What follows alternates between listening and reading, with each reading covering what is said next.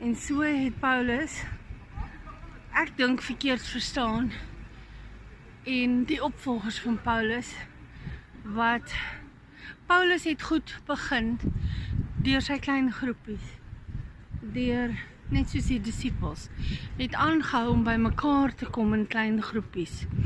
En toe word die groepies seker groter, wat verstaanbaar is, logistiek, moet 'n mens dink, en 'n mens moet dink aan die fasiliteit waar hulle by mekaar kom raak, toe nou te klein, en toe dink hulle goed, laat ons 'n groter plekkie kry, en so het dit maar toe nou ontwikkel, en so is daar gebou.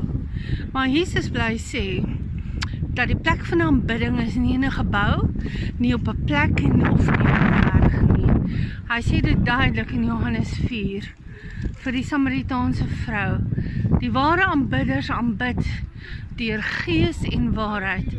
So die Heilige Gees wat Jesus kom demonstreer het vir ons, wat van die Vader afkom en hy gekom het om daardie Heilige Gees aan almal bekend te maak en beskikbaar te maak vir almal.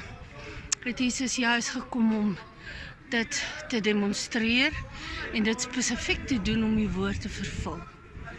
En die Heilige Gees, wanneer die Heilige Gees in ons is en in ons leef, dan is ons lewende tempels, seker nie so groot soos hierdie verskriklike gebou nie, maar ons is die lewende tempels van die Heilige Gees.